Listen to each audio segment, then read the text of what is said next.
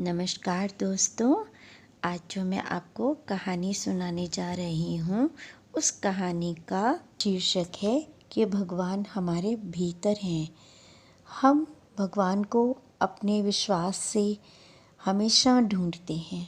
हर धार्मिक जगह पर जाते हैं, चाहे वो मंदिर है, मस्जिद है, गुरुद्वारे हैं, कहीं पे भी हम जाते हैं और हम भगवान को खोजते हैं, भगवान से बातें करते हैं। लेकिन कभी आपने सोचा है कि भगवान तो हमारे मन के अंदर भी है?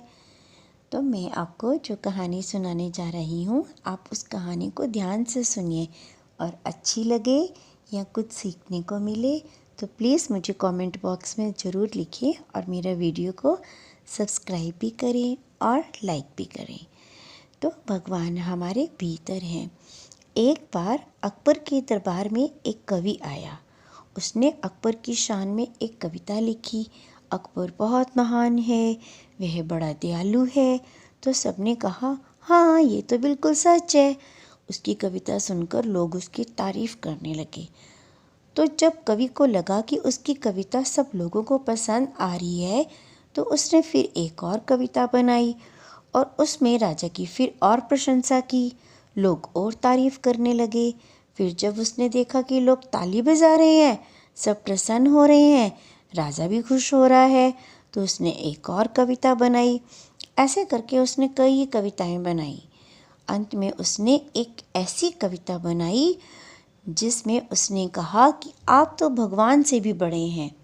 जैसे ही कवि ने यह कहा, दरबार में एकदम सन्नाटा छा गया।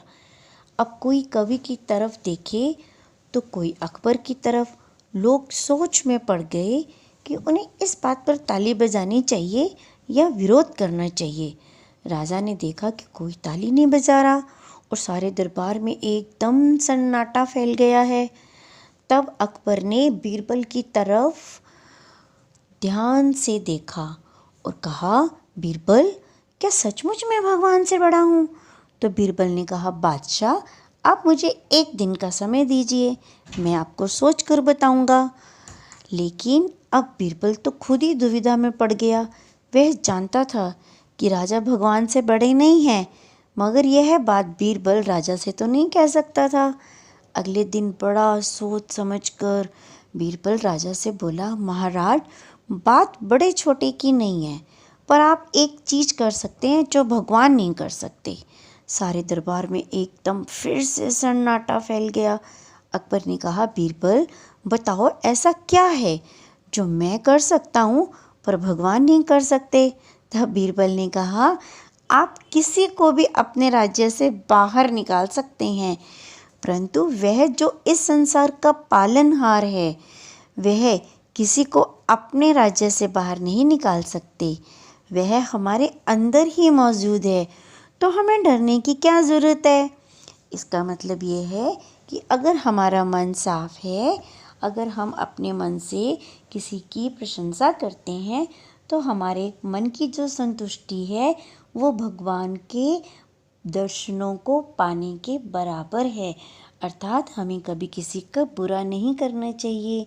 छल कपट यह तो बिल्कुल मन में लाना ही नहीं चाहिए। तो दोस्तों, आपको मेरी छोटी सी ये कहानी कैसी लगी, आप मुझे ज़रूर कमेंट बॉक्स में लिखिए। मेरे वीडियो को लाइक, सब्सक्राइब और शेयर भी कीजिए। धन्यवाद।